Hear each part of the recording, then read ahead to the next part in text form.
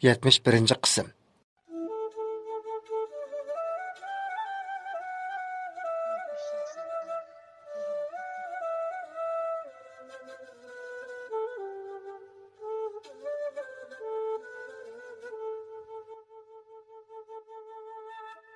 Mevluda xonimga bu kecha o'gay qizi Mehriya bilan o'zining oshnasi Mardanning hujrasidan chiqqan nag'mani anglab, kundashlik o'tida yuragi puchulinib, kechini kunduzga ulash bekli tas kelgan edi. Kirpik qaqmay, tunni tongga ulg'an Mevluda xonim atisi saharla o'rnidan turib ketgan edi.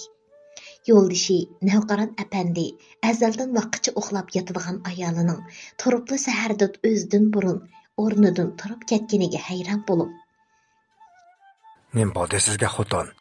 Mijozingiz yo'qmi? Kechidan bermo, yaxshi uxlayolmadingiz. Atdigan degana shahar turib ketibsiz. Bo'lmasa bugun vaqt ajratib, sizni doktorga olib boqay." dedi kuyingan holda. Ammo hozir kundashlik o'tida azoblanib, qiynalib, o'rgidek bo'lib ketayotgan Mevluda xonimning quloqiga yo'ldishi Navqaron apandining kuyinib aytgan so'zlari kiratdimi.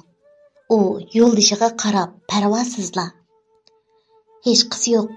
Tunugun shu to'yda mehmon uzitdiman deb sal charchab qolgan o'xshayman. Azaldan charchab qolsam, kechis uxlay olmaydigan mijozim bo'lg'achqa, tunugun charchab ketganlikdan kechidami yaxshi uxlay olmadim. Onun üstiga tunugun to'y so'rinda yegan ostola tamoqlar chaqish bo'lib qoldimi, kechidan beri qo'rsqim to'g'lanib, og'rib, faqatli yaxshi bo'la olmadim. Hozir qo'rsqimning og'riqimi sal qo'yib bergandek turdi. Atganlik nashtadan keyin kirib, birdan orom olsam yaxshi bo'lib qolaman", dedi. Navqaron apandi o'rnidan turibla yuz ko'zlarini yuyib, ular bilan billa nashtaga saqlamay, aldirash o'zi import qilayotgan mollarning do'konlarga ulgurib kelmaganligini bilib beqish uchun chiqib ketgan edi. Xizmatkor ayol nashtalik tayyor bo'lganligini aytib, Mevluda xonimni chaqirdi va Mehriya xon qiz bilan Mardonni chaqirib, ustalga nashtaliqlarni tizishga kirishib ketgan edi. Mevluda xonimning Mardan va o'gay qizi Mehriya bilan birga o'ltirib, nashta qilib, ularning xushalligiga to'lgan chehradagi muhabbat kulgularini ko'rishni xohlamaganligi uchun o'zini nashtaga chaqirib kirgan xizmatkor ayolga "Bugun mijozim yo'q, nashta qila olmayman" deb hujrasidan chiqmagan edi.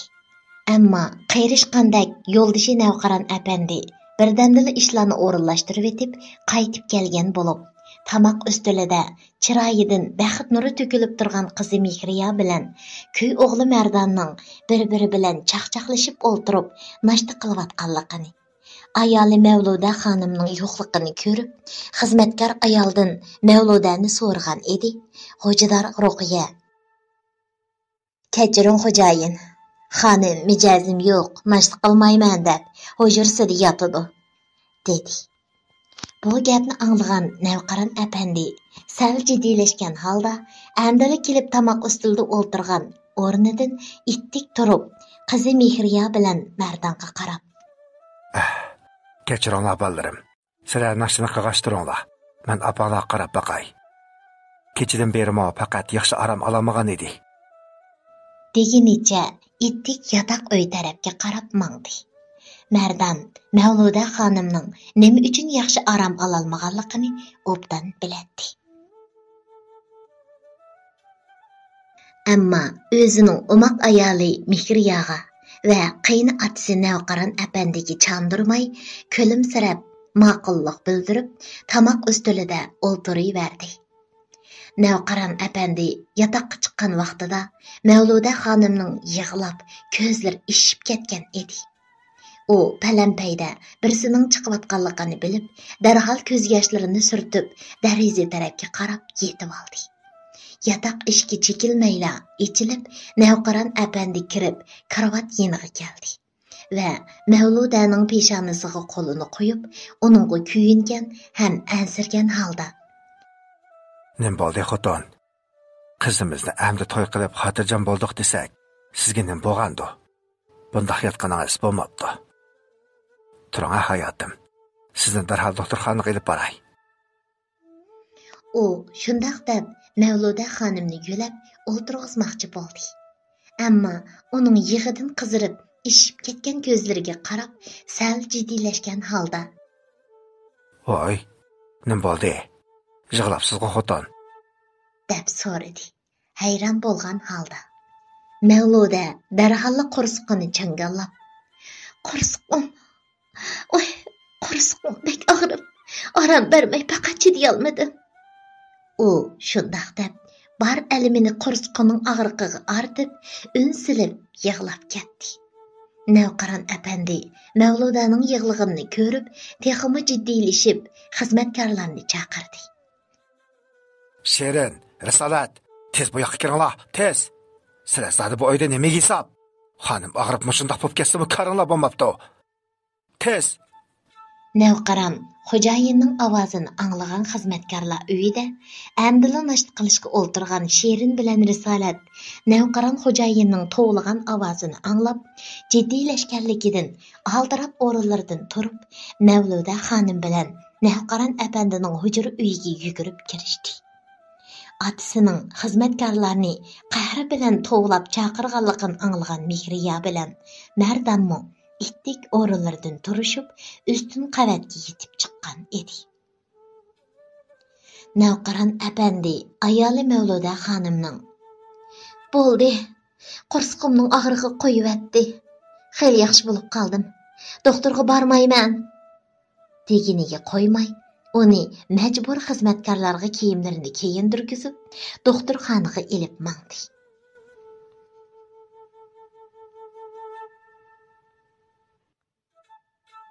Jiddiy qutqizish bo'limiga ilib kirgan Mavluda xonimni doktor bir hazo tekshirib, uningda hech qanday g'ayri alomatni bayqamagandan keyin sal ajablangan holda Mavluda xonimning tatirib ketgan chiroylariga qarab, ortiqcha gap qilmay, uningga 2 butulka quvvat ukulini tomirga tamchi qilib esib qo'yib, ukul tugaganda qaytirib uyga ilib chiqib ketib, obdan aram oldirsa bo'ladiganligini aytdi.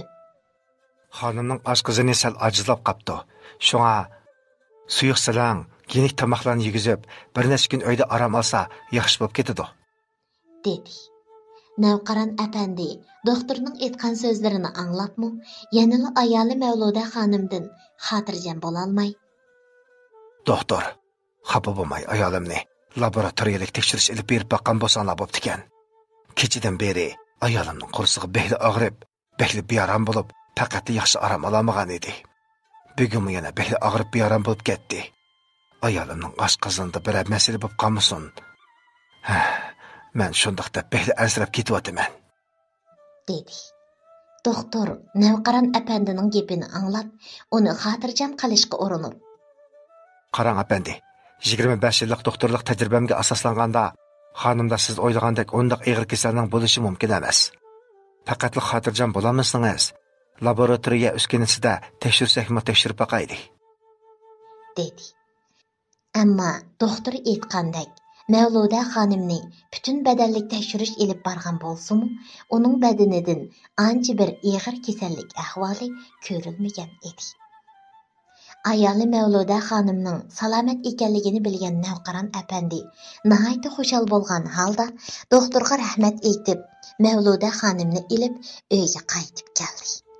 Uydagi xizmatkorlardan tortib, qizi Mehriya va köy o'g'li Mardan ularning yo'liga talmirib, tit-tit bo'lgan holda turgan edi.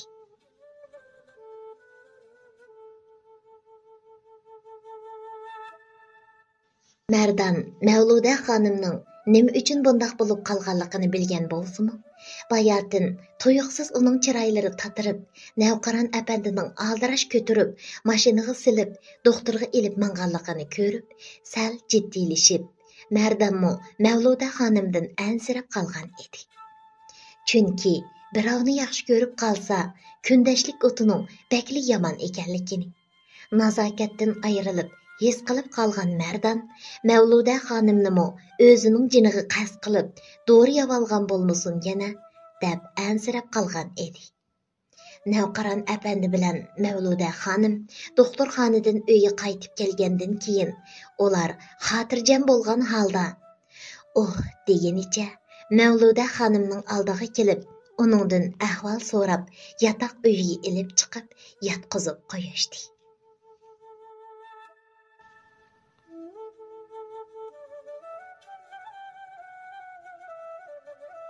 Mavluda xonim mehmonxona uyiga kirganda, u yerda o'ziga qarab turgan o'gay qizi Mehriya bilan Mardonni ko'rib, Mardonga tikilib qiyolmagan tarzda qarab qo'yib, ustun qavatga yotoq uyga chiqib ketdi. Mardon bo'lsa, Mavluda xonimning qarashlaridan ayminib, levini tishlab, uningdan ko'zini qochirib turardi.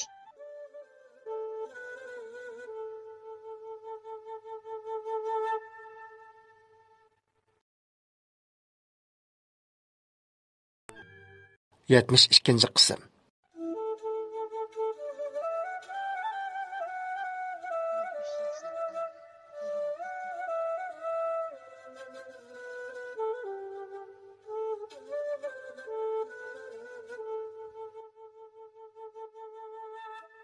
Mavluda xonim bu qatim yolg'ondan og'rib qolgan qiyofatga kirib olib, yo'ldoshi Navqaron apandi va bu uydagilarning hammasini parakanda qilib etish orqali nazokatning o'zining jiniga qasd qilib o'lib olishi bilan xuddi yilondan qo'rqib ketgan odam arg'amchini otlamaydi degandek yurak oldi bo'lib ketgan Mardonga o'zining ko'z oldida o'gay qizi Mehriyaga bak yaqinchilik qilib ketmay, arliq saqlab turishni ogohlantirish berib qo'ygan edi.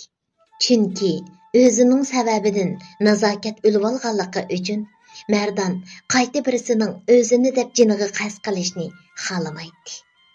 Shunglashqa Mavluda xonim mush ishi orqali Mardonga Mehriyaga bak yaqinlashib ketmaslikni, Mavluda xonimning ko'z oldida ayoli Mehriya bilan yaqinchilik qilmaslik uchun berilgan bir qatimliq signal edi. Necha kun o'tib, Mavluda xonimning salomatligi yaxshi bo'lib qolganmi bo'ldi. Buning bilan Navqaron apandi yana mol kirgizish uchun ichkir o'lkaga yurib ketdi. Navqaron apandining safarga chiqib ketishi bilan Mavluda xonim hayajonlanib, nihoyat xush bo'lgan bo'lsa-mu, Mardon uningdan o'zini qochirib yuradi. Tamoq ustulida, mehmonxona uyida birga o'ltirib qolgudek bo'lsa, ularning ko'zlari uchrashib qolsa, Mardon darhol ko'zlarini qochirib, boshqa yerga qarab oladi. Mardon nashtaliq, tushlik tomoq vaqti va kechda birardan televizor ko'rib, mehmonxonada o'ltirgan vaqtdan boshqa vaqtlarda ayoli Mehriya bilan birga yotoq uydan chiqmay, kulki chaqchaq qilishib o'ltiradi. Yo'ldoshi Navqaron apandi safarga ketib, endi Mardon bilan birga bo'ladigan fursat chiqdi deb o'z ko'nglini xush qilib yurgan Mavluda xonim Mardonning o'zini qochirib yotoq uydan chiqmay, chiqqan vaqtlarida Mavluda xonimning o'gay qizi Mehriyani birga ilib chiqishlaridan ichisi qilib, uningga bir necha qatim ko'zi bilan ishoratlab, Mehriyani yotoqqa kirgizib etib, o'zining yotoqqa kirishni aytgan bo'lsa-mu, Mardon ko'zlarini uningdan elib qochib, hech nimani ko'rmagan qiyofatga kirib yurib-o'tadi. Mavluda xonim Mardonning o'zining o'gay qizi Mehriyadek go'zal noziningga ulashtirib qo'ysa, biroqli o'zidan yuz o'rib, ko'tini elib yuziga yamag'iniga bakli qursiqqa ko'payotgan edi. Bu bir hafta 10 kun vaqt mushundoq o'tib ketdi. Mavluda xonim xeyli fursat izlagan bo'lsa-mu, Mardon uningga tutuq bermay kunlarni o'tkazayotgan edi. Bu qatim Navqaron apandi qaytib kelgandan keyin köy o'g'li Mardonga O'g'lim, qarang. Sizning hozir qizim Mehriya bilan bir yurishdan boshqa ishingiz bo'lmagandan keyin vaqtni chang tutib, sho'pirlik pravos elib oling. Men sizni tez suratda prava elishingizga kapolat qilgan terner bilan ko'rishtirib, sho'pirlikni tizimlatib qo'yay. Siz prava elib bo'lgandan keyin Mehriyani elib chiqib, manzirlik joylarni ko'rsatib, sayl qilib kelsangiz bo'ladi. Sizning faqat 3 oylik vaqtingiz bor. Undaq desam, qiynatam nima deydigando deb o'ylab qolmang. Ya'ni 3 oydan keyin biz boshqalar uydiga berayotgan tarmoq do'konlarni qaytarib olamiz. Meningmi yeshim bir yag berib qoldi. Ha desa, ichkir o'lkalarda chatdan mal kirgizib, do'konlarga ta'minlab berib, beri charchab ketdim. Ha.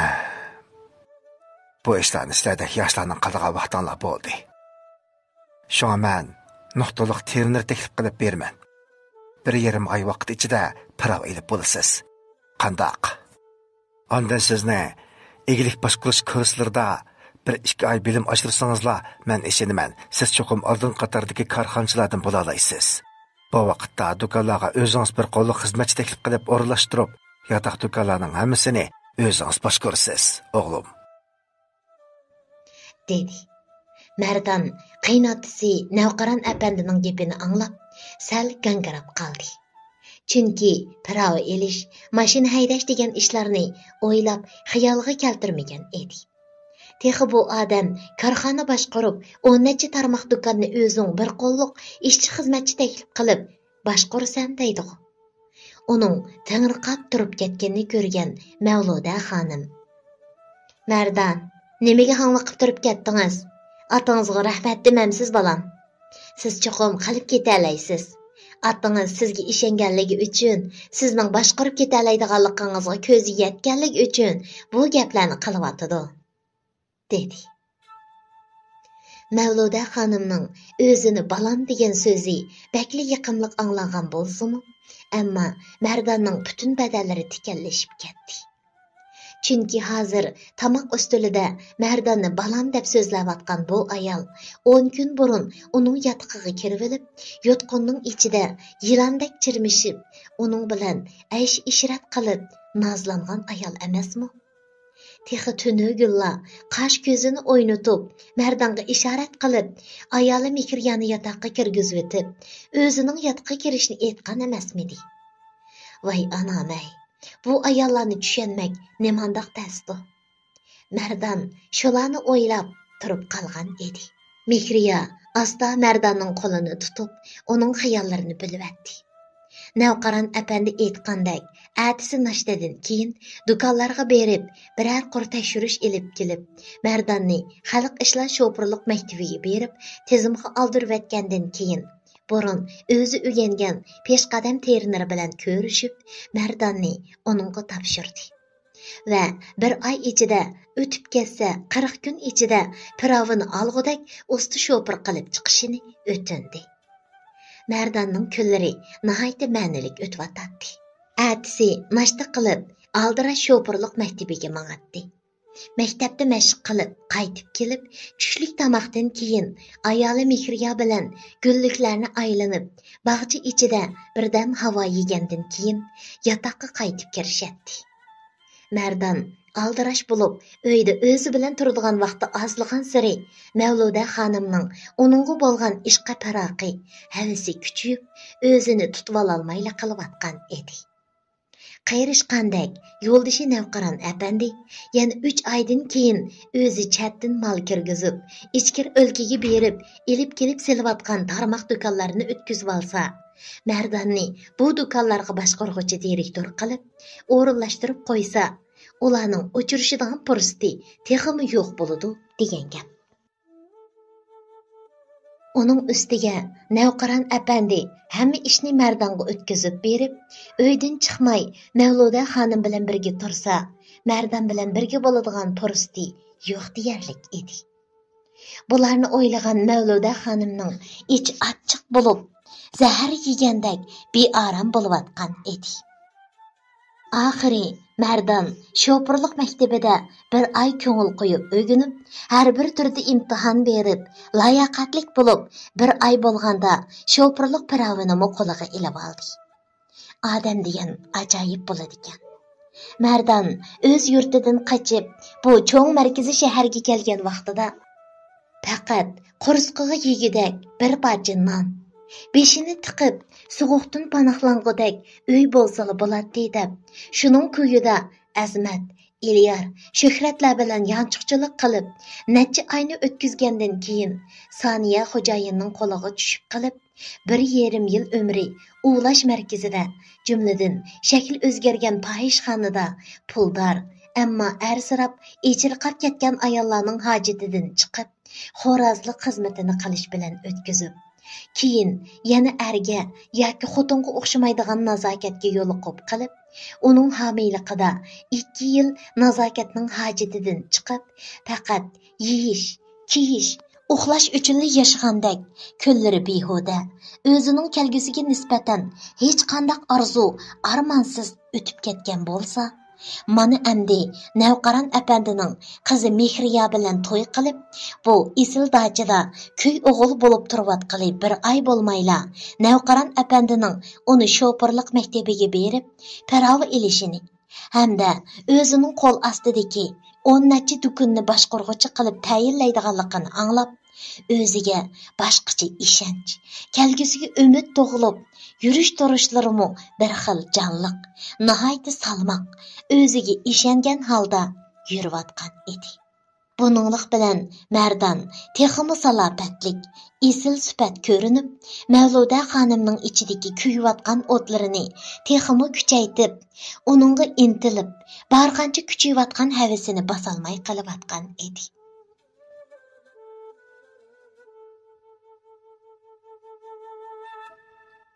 Hürmetlik əsər anlıqçı, oqurman dostlar.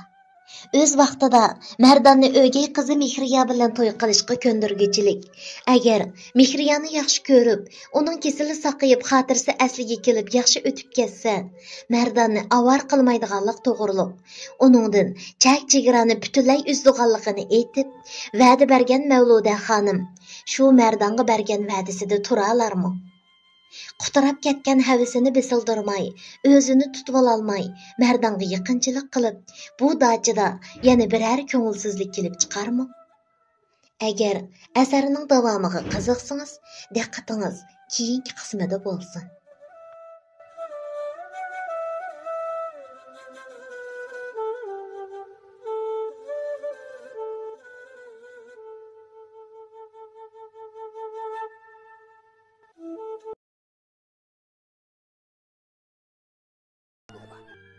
Yetmiş 73. qism.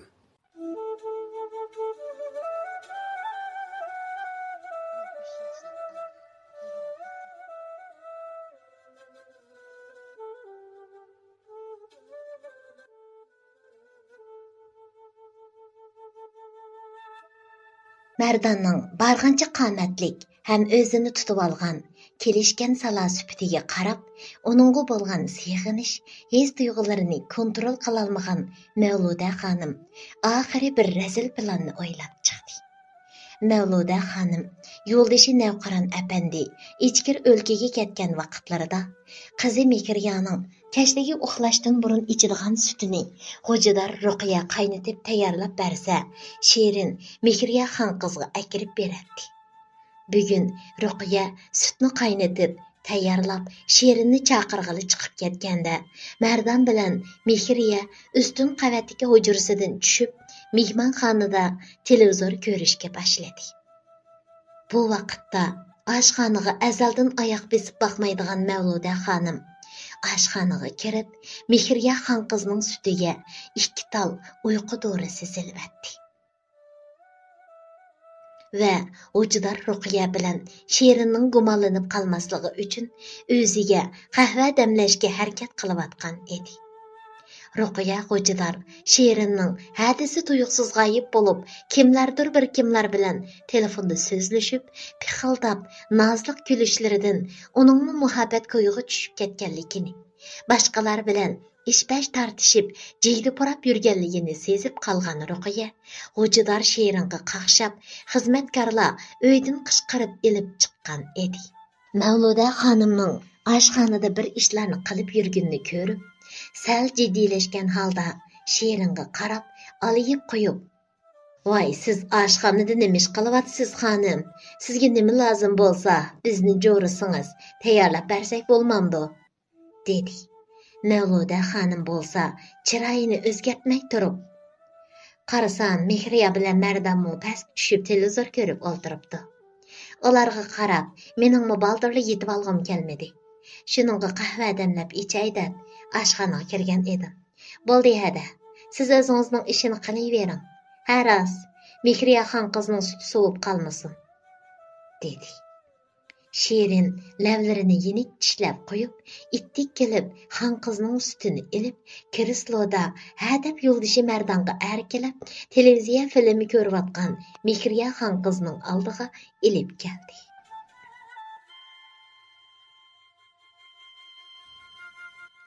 Xon qiz Şirinning qo'lidagi sutni ilib, ko'tirib ichayotgandan keyin Mardonning biror narsa ichishini so'radi. Bu vaqtda o'ziga bir istakan qahva tayyorlab ilib chiqqan Mavluda xonim kirisloga kelib o'ltirib, qo'lidagi qahva istakanni kirislo oldidagi ustalga qo'yib, ularga qarab Mardondan: "Siz azaldan kashligi sut ichmaysiz-g'o deyman. Bo'lmasa, sizgami bir istakan qahva damlab beraymi?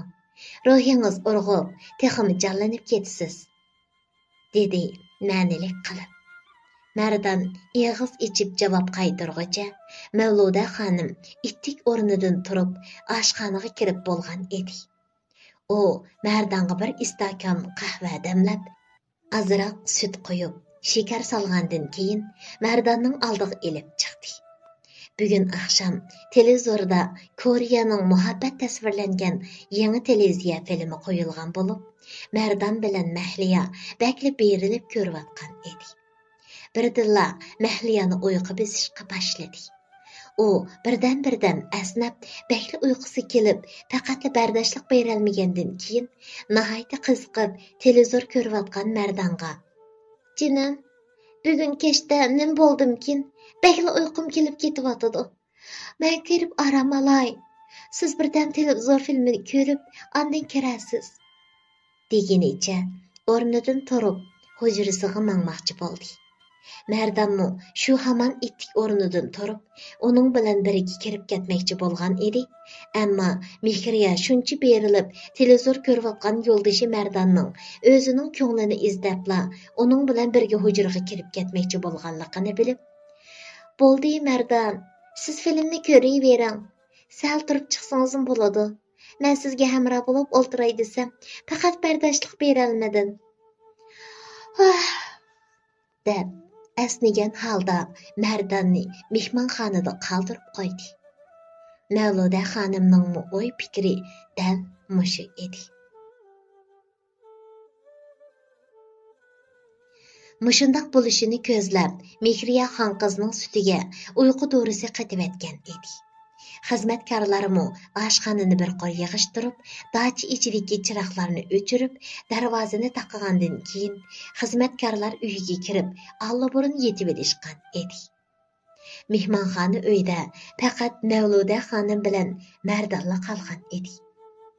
Mardon televizor ko'rib, birdan o'ltirib, sal o'ng'aysizlandimi qandoq, asta o'rnidan turib, aram elish uchun ustun qavatga qarab mangdi. Mavluda xonimmo darhol televizorni o'chirib, uning orqasidan ustun qavatga chiqib, Mardonning kaynidan iz besib kelayotgan edi. Mardon bilan Mehriyaxon qizga tutib bergan to'yli hujra uyi Mavluda xonimning hujrasidan o'tib, ondan kiradigan bo'lg'achqa, Mavluda xonim o'zlarining hujrasining oldiga kelganda, Mardonning qo'lidan kuchab tortibla hujrasiga akirib oldi. Mardon har qancha bo'lsa Mavluda xonimning bunday qap yuraklik qilishini o'ylab baxmaganligi uchun bakli xuduqib ketdi va o'zini hujrasiga akiribla bu yo'llarga isilib, osh ko'zlarcha suyayotgan Mavluda xonimni o'zidan ittirib turib: "Siz nima qilyapsiz, xonim? Saram bo'ldingizmi? Meni qo'yib o'ting deyman. Hozir Mehriya tuyib qoldi. Nimanda satqiliq qilsiz? Yurkingiz otnikidek bo'lgan juma sizning." U shundoq deb achchiqdan yerilg'idek bo'lib, Mavluda xonimdan ajrab, uning hujrasidan chiqib ketishga urinyotdi. Ammo Mavluda xonim parvosiz holda Mardonning kiyimini soldirishga urinib: "Xotirjam bo'ling, mening shahzodam. Hozir bizning aysh-ishrat qilib nag'ma chalishimiz emas. Quloq tövida dumboq chalsam o saran qiz uyg'onmaydi. Bekor vaqtni isrof qilmay, keling ajinim, ishqingizda sarang bo'lay dedim. Sizga kuyib kul bo'lgan yurkimning nidosini bir tinglab beqing." U Aşındaq degeniçe, aldiraş özünün kiyimini silip taşlap, andın toğum beliqdek qılıp, karavatda üstüde yatatdı. Merdan köz aldıda xuddi qaş tişidek bedellerini körüstüp, almıdek köksülerini oynutup, beliqdek yatqan Mevluda xanımga qarab, xuddi toğunun terisi tatliq, xotunun qeyrisi degendek, her qatım Merdan bilen birgi bulup, ayşi işiret, köngülü xoş qılgan vaqtida nazquluq degenni vayiga yetkizip qıladigan. Her qatım billa bolğanda Merdanның jinini elip, yanına qoydigan bu satang çokanni toy qılğılı, əmdili 40 neçə gün bolğan pak, səbi ipti hem qızlıqı bilen barlıqını Merdanğa təqdim qılğan. Әмма nazquluq chiqirib, Merdanның көңлini elishda Mevluda xanımga yetmeydigan mehriyani silishtirib, özünü tutvalolmagan halda Mevluda xanımның üstiga tashlandi. Mevluda xanımның necha vaqtdan beri Merdanni seg'inib, ichirqab ketgan havisi biraqla partilab, özünü tutvalolmagan halda ha deb Merdanның bu yo'llariga, lavlariga, maydalariga to'xtamay suyatdi. Merdanmı özünün ögey bolsumu, qiynanısı bulup qalğan bu ayalның almadek çıraylık köksülerini mucup, bədəllərini qoymay söyüp, teximi onun həvisini qozğıgan, halını qoymagan edi. Mevluda xanımның hücrüsü içide, onun vaycanları, Merdanның çoğ nəfəs elişleri, onu toxtumay söyüşleri əvic alğan edi.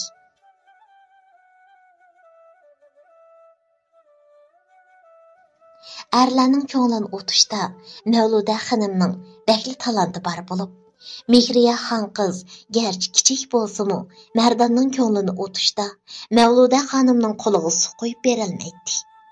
Ular bir haza mushunda numussiz sharmandilarcha buzuqchilik qilishib, havaslarini qandirishgandan keyin Merdan quchug'idagi tegichi o'z hissiyotlarini basolmay, Merdanның maydalarini suyib, belikida yotgan Mevluda xanımның chochlarini silab turib, "Bo'ldi chiroyli xonim.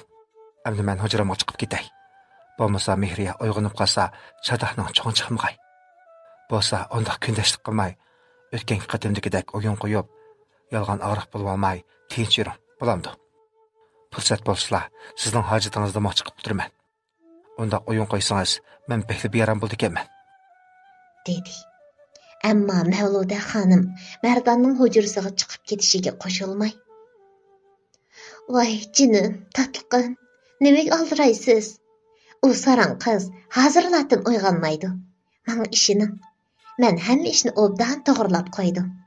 Keling jinim, yana bir payza qilaylik." U shundoq degenicha sho'xlik qilib Merdanның ustiga chiqib minib oldi.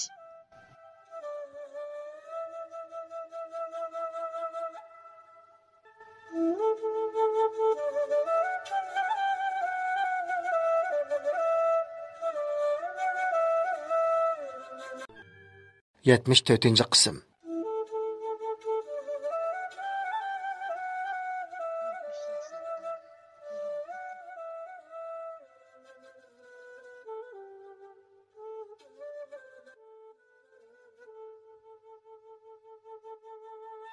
Merdan Mevluda xanımның həvisini qandırıb, quturgan yerlerini besildirib, endi hujrasiga chiqib ketish uchun u gapni qilgan edi.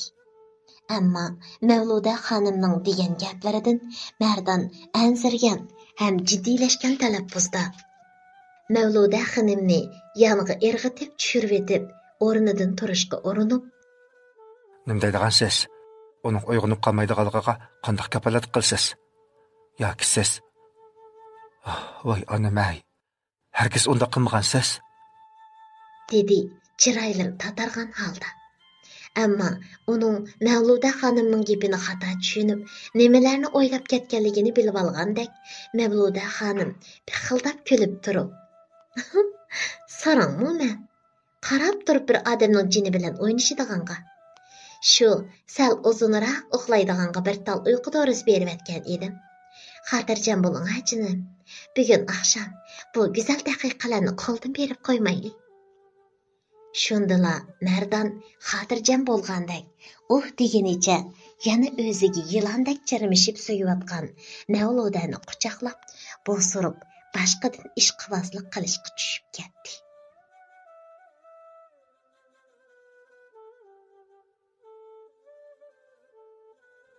Yerim kechidan o'tkicha mushundaq bir nech qatim ko'ngillarni qo'sh qilishib yotgandan keyin tong atay degandala Mardan asta o'rnidan turib, Mehriya bilan birga turadigan hujra uyga chiqib ketdi.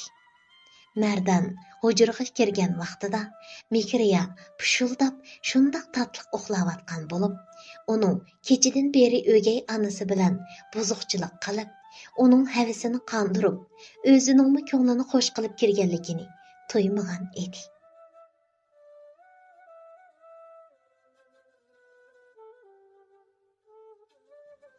Mardan shuncha sabiy, umoq Mehriyaga qarab, o'zining Mavluda xonim bilan qilib yurgan nomussiz ishlariga azoblanib, o'zidan nafratlanib ketdi. Ammo o'zining bu dachida turib, Mavu Navqaron apandining kuy o'g'li sifatida Mehriyadek go'zal malika bilan to'y qilib, yana texi Navqaron apandi aytgandek, pat arada boshqalarga o'tinib bergan vaqtda to'shib qaytirib oladigan 10 necha tarmoq do'konning boshqarish huquqini o'zining qo'liga elish uchun mushu xonimning yordamiga tayanmasa bo'lmaydiganligini o'ylab, yanil uning tishiga tegib qo'yishdan qo'rqatdi. Yana bir tarafdan mushundaq o'gay bo'lsa-mu, qizi bilan to'y qilib, qayni otasiga xoinlik qilib, uning amroq xotini bilan ashni o'ynab, nomussiz, sharmanda ishlarni qilib yurib, bir kun bo'lmasa bir kuni boshqalarning ko'ziga chilqib qilib, rasvochilikda qilishdanmi qo'rqatdi. Ammo har qatim Mardan Mavluda xonimga bu gaplarni aytganda, Mavluda xonim o'zining nihoyatda yaxshi o'rinlashtiradiganligini, bu ishlardan ansirmasligini aytib, Mardanni hech bir qo'yib beradiganday qilmaydi.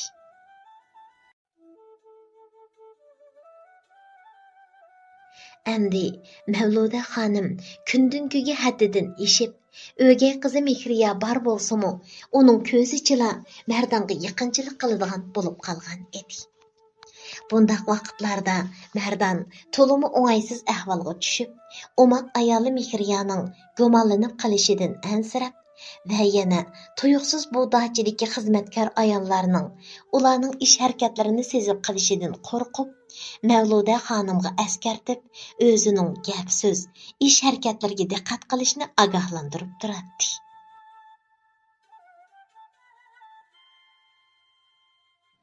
Endi kaynimizga qaytib, gapni Saram o'g'li Mardan yurtni tashlab Urumchiga chiqib ketgandan keyin, o'zimi o shaharda turg'usiz ahvolda bo'lib qolib, qizi Aliyaning ishlari maktabga tarqalib ketgandan keyin 70 yoshga kirib qolgan ota-onasini yurtida yolg'iz tashlab, bexillik bilan bolasining baxti uchun o'z shahardan ayrilib chiqib ketgandan keyin Atisi To'xta aka bilan opisi Busarxon ana bakli qiyin ahvolda qolgan edi.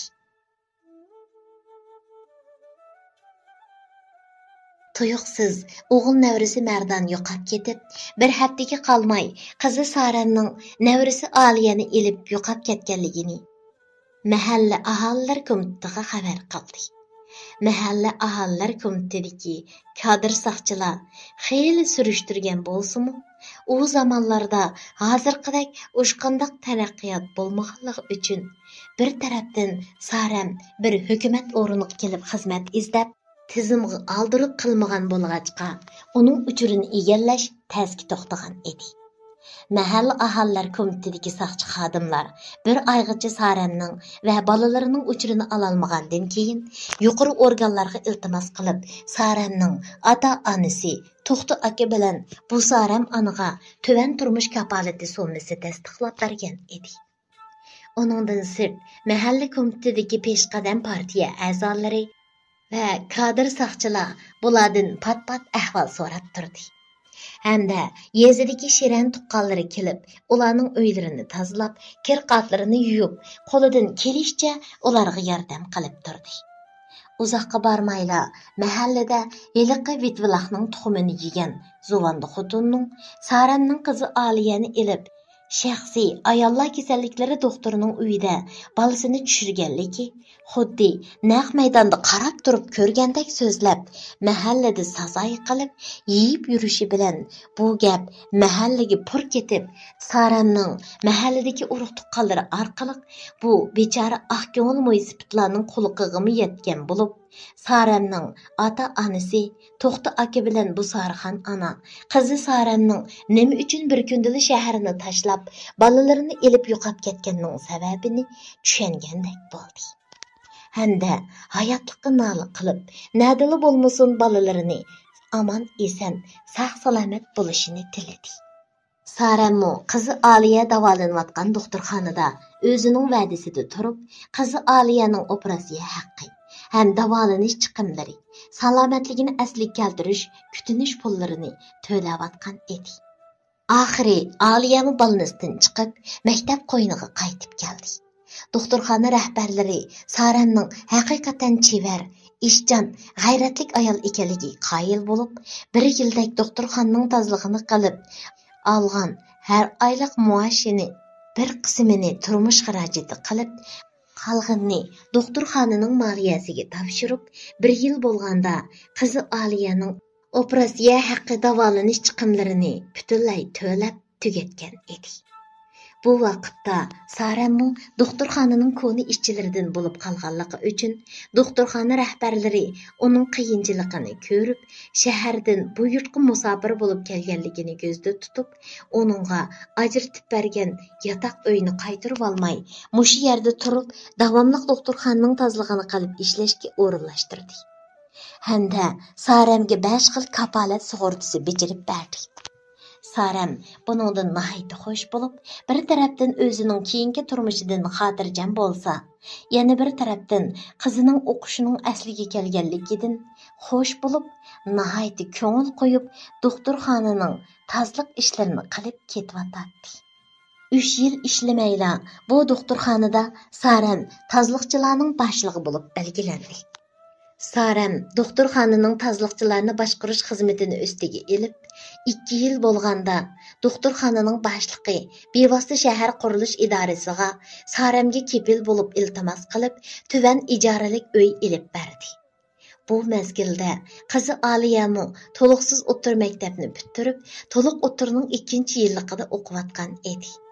Aliya kichigidan tartibla opasining tuzuk rahat ko'rmay, bolalari uchun jafo tortib, to'limi mushaqqat kunlarini o'tkazayotganligini ko'rib cho'ng bo'lganligi uchun yana bir tarafdan o'zining aksi Mardam bilan nadonlik qilib, ashundaq ishni qilib qo'yganiga bechora opasining o'z yurtida turg'uchiligi qolmay, 70 yoshdan oshgan buva mo'misini yurtda yolg'iz tashlab, o'zini deb bu yurtda sarson bo'lib yurayotganligini bilgachga nihoyat tirishib, ko'ngil qo'yib yaxshi o'qidi. Har bir fanlarda eng a'lo natija elib, maktabning o'qish mukofotiga erishib kelayotgan edi. Oxiri Aliya to'liq o'tir maktabni bitirib, yuqori nomer bilan Shinjang bozor boshqarish oliy maktabga qabul qilindi. Qizi Aliyaning alohida yuqori nomer bilan oliy maktabga qabul qilinganligini anglagan Saram hayajondan o'zini tutib ololmay, qiz Aliyani quchoqlab yig'lab ketdi. Saram qizi Aliyaning maktabni a'lo bitirib, oliy maktabga o'tganidan nihoyat xushal bo'lib, uning keyingi turmushidan xotirjam bo'lgan bo'lsa-mu, yanada kechalari unsiz holda yig'lab, tunni tongga ulaydi. Chunki Saram ko'zini yumsala, ko'z oldiga o'g'li Mardan kelib olib, o'z-o'ziga nido qilgan holda: "Jinim o'g'lim Mardan, nalarda yuriydigansan?" deb yig'lab, tunni tongga ulab chiqadi.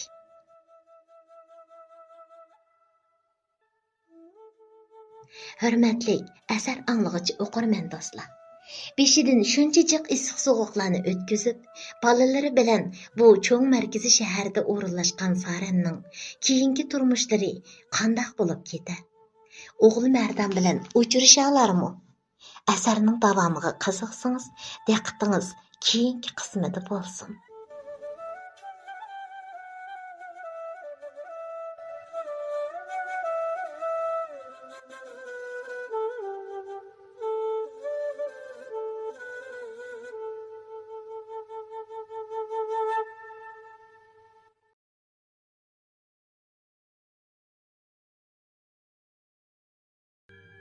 75 qism.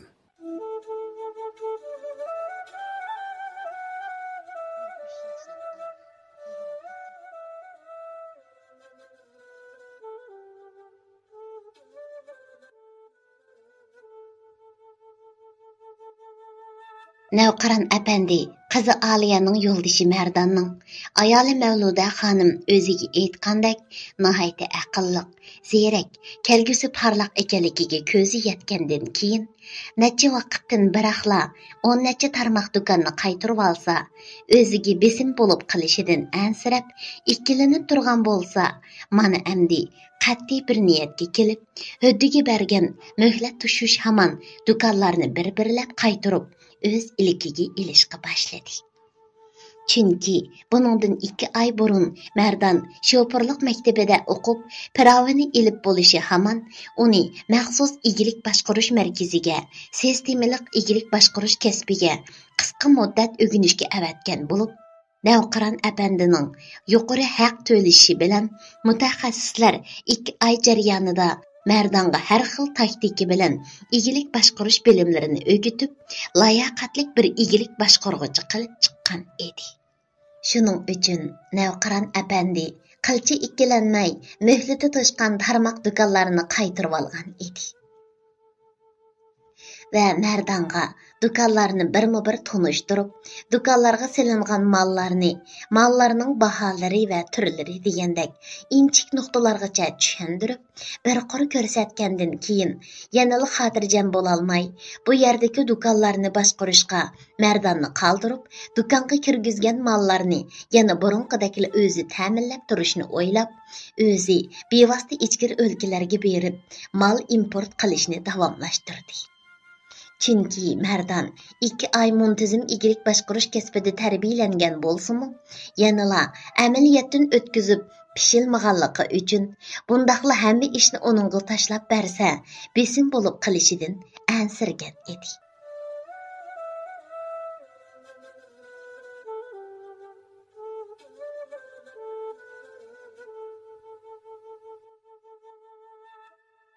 Uning ustiga qizi Mehriyonning salomatligi to'ydan keyin texmi yaxshilanib, hozir Sherin hamro bo'lmasa-mu, o'zi gullik bog'chalarni aylanib yuralaydigan, hatto sirtqa chiqib savdoliklarni qilib kiradigan holatga kelgan edi. Texi Mardon 12 tarmoq do'konning bir kunlik savdo kirimini tekshirib, kashda uyga qaytib kelguchilik o'z qo'li bilan uningga qahva damlayalaydigan. Mardon ichadigan qahvaga necha qo'shiq shakar silish, nechilik sut quyishdan tutib, esida tutib olgan edi. Qizining bunchalik yaxshilanganligidan bakli xo'sh bo'lib ketgan Navqiron xo'jayin, suyumlik ayoli Mavluda xonim bilan kuy o'g'li Mardondan bakli minnatdor bo'lib atgan edi.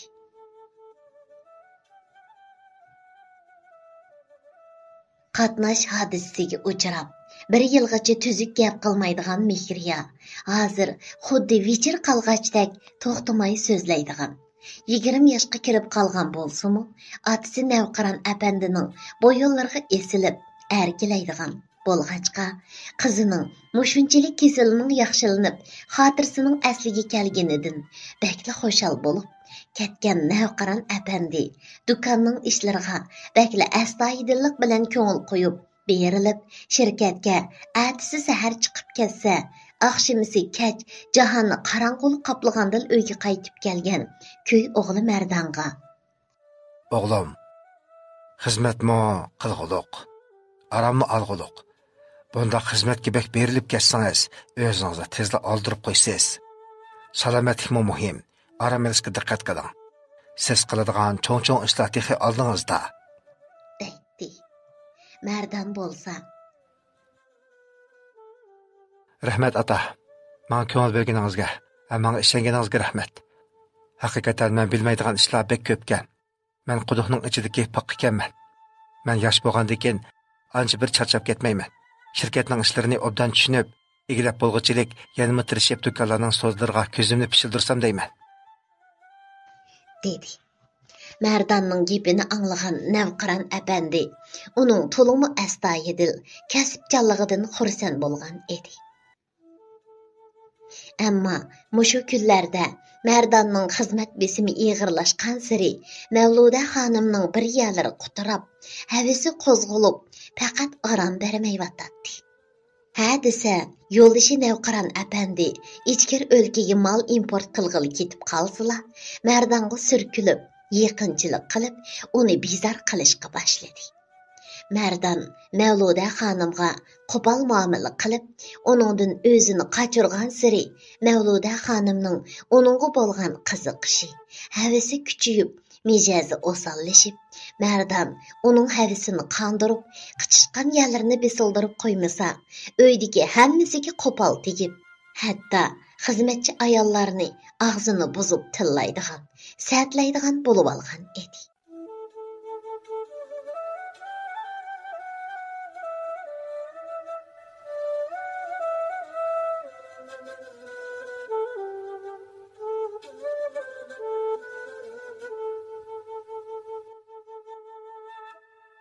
Hatta shuncha yil mushu uyning xizmatini qilib, hozir g'o'jidorlik xizmatini o'tab kelayotgan opa yo'lliq Ruqiya hadiga qo'pol tegib, Ruqiya hada Mavluda xonimga nasihat qilib, "Sizga zodi nima bo'ldi, xonim? Mushu kunlarda bakli mijozingiz osonlashib ketyotidi. Doktorga ko'rinib boqamsiz-ya?" deb qo'yg'iniga og'zi burni bilan tang to'yg'izib, o'zining asl zotini, kelib chiqishini unutgan holda, "Sen o'zingni kim chaqlab qolding? Yoshqi cho'ng ekan deb voy deb qo'ysam, o'zingni bu o'yning buzrukvari deb o'ylab qolgan o'xshamamsan? Bilib qo'y, sen qanchalik qilganing bilan bu o'yning chakiri, yanali mening xizmatkorim. Yeshing 60 ga berib qolgan bo'lsa-mu, ishdan bo'shtib, bu uydan qo'g'lab chiqarmay, yana sening uzun muddat mush yerda ishlaganingning yuzini qilib, texi bu uyda g'o'jidor qilib turg'izayotganimizga xo'sh bo'lsang bo'ladi. Agar men Navqiron xo'jayinga bir eg'iz gap qiladigan bo'lsam, bu dachida bir minut turolmaysan, bilib qo'y. Shunlashqa, atkarchilik qilmay, menga nasihat qilishni qo'yib, g'at qisib qiladigan ishingni qilib yur." O'zini nihoyatda sirdosh ko'rib, dardlarini to'kib, ko'ngil sirini aytib kelayotgan Mavluda xonimning biroqli 180 gradus o'zgarib, xuddi itga o'xshash kayniga o'rilibla o'ziga qavashlaridan o'z quloqlariga ishonmay bir hazo turib ketgan Ruqiya hada ko'zidan yomg'irdak yoshlarini to'kkan holda kayniga o'rilibla gap qilmay chiqib ketdi. Chunki Mavluda xonimning gaplari uning yuragiga tegib ketgan bo'lib, bakla azoblangan edi. Ruqiya hada Mavluda xonim aytgandek, uzundan beri bu oilada oila xizmatchisi bo'lib ishlagandila, o'zini bu oilaning a'zosi deb qaramasdan, bu oiladagilarning tinchligi, xushallig'i, baxti uchunla kuch chiqarayotgan edi. Navqiron apandi shundoq hurmatlab tursimu, azaldan o'zini cho'ng tutib, boshqa xizmatkorlardan alohida o'ringa qo'yib boqmagan edi. Necha vaqtdan beri Mavluda xonimning mijozi o'zgarib, hamma xizmatchilarga qo'pol tegib, ko'nglini ranjitib yurganligi uchun xizmatkorlar Mavluda xonimning bu usol mijozidan bezor bo'lib, o'zaro Mavluda xonimning g'ayvatini qilishib, "Nimandoq voy xonim deb qo'ysa, o'zini bilolmay, odamni satlabla turdiganda bu xotin. Navqiron apandining yuzini qilmaydigan bo'lsak, bu xotinning qilgan qiliqlarga bir minutmi turg'imiz yo'q. O'zining tegi taktini, kelib chiqishini unutib qolgan o'xshaydi bu xotin. Yoki bizni bilmaydi odamdekin. Mushunda qilaversa, hammani yolg'iz qoladi." deyishib, g'ayvat qilishganda Ruqiya hada, "Nimandoq o'zinglarni so'ramaysizlar? Mavluda xonimning mijozi yo'q bo'lib qilib, ozroq chechilib qolganga, mushunda g'ayvat qilishib yursanglar sizlar chiqamnishamdi. Necha vaqtdan har qaysining beshig'iga kun tushganda, ashu Mavluda xonim yaxshilik qilib, qanot ostiga elib, bu yerda turg'izgandi. To'la tuzkorlik qilishmay, o'zinglarni bilib ishinglarni qilinglar. Odam degan bundoq bilimsiz, tuzkor bo'lib ketsa bo'lmaydi." deb ularning og'zini etib qo'yadi. Şunun üçün özünün qızıdək görüdüğən Mevluda xanımğa nəsihət qılıb, onunğa zadı nemiş bolğanlığını sorab qoyub, burnu quluqıға təng sesiq gətini eşitib, bəkmi köngli yerim bolğan halda bu joydan ketiş qararıga kelgan edi. Hocadar Ruqiya narsa keraklarını yig'ishtirib, tayyorlik qilib, 20 necha yillik umr o'tgan bu dachi uydan ayrilishga ko'zi qiymagan holda bir qur uylarga qarab, hech bo'lmasa Mehriya xon qiz bilan xo'shlashib olishni o'ylab, uning hujrasiga chiqish uchun ustinki qavatga mangan edi. Tuyuqsiz Mevluda xonimning hujrasining oldiga kelganda, Mehriya xon qizning yo'ldishi Mardan Bayvatchi bilan Mevluda xonimning deyishgan gaplarini anglab, o'z quloqlariga ishonmagan holda dong qatib hujrining oldida turibla qoldi.